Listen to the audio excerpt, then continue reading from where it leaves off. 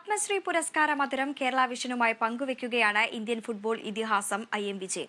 ഒപ്പം വാക്കുകൾ കൊണ്ട് കാൽപന്ത് കളിയെ ആരാധക ഹൃദയത്തിൽ വരച്ചിടുന്ന നൂറയെയും പരിചയപ്പെടാം. ഇരുവരുടെയും വിശേഷങ്ങളിലേക്ക്.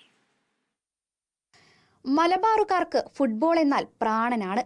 പെണ്ണിന് പകരം പന്തിനെ പ്രണയിച്ചവനെന്ന് പലരും പറയുമ്പോഴും അതിന്റെ തീവ്രത അറിയണമെങ്കിൽ മലബാറിന്റെ മണ്ണിലേക്ക് എത്തിയാൽ മതി. KLF വേദിയും അത്തരത്തിൽ പന്തിനെ പ്രണയിച്ചവരുടെ വേദിയായി മാറി.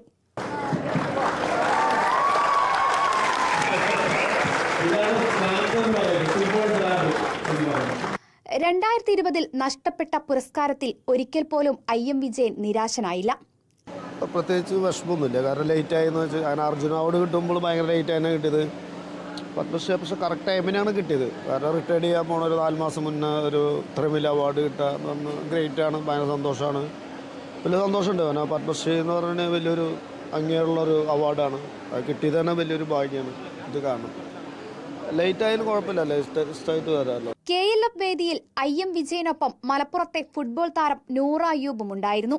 മലപ്പുറത്തുകാർക്ക് എന്നും പ്രിയം ഫുട്ബോളിനോടായിരുന്നു. ആ പ്രിയം നൂറയിലും ജനിച്ചു. ഇഷ്ടതാരം ആരെന്ന് ചോദിച്ചാൽ ഒറ്റ ഉത്തരം മാത്രം.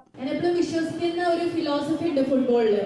The one who can change the game inside the field may be Lionel Andres Messi, but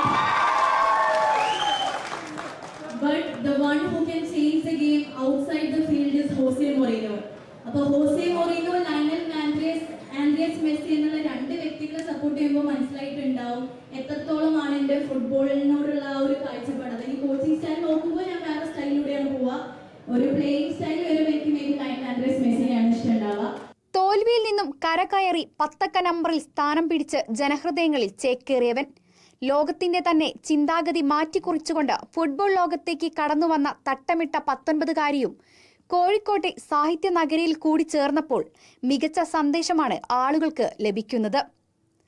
Rahul മക്കടയ്ക്കൊപ്പം Abhina പിച്ചറക്കൽ, Kerala vision news, Kozhikode.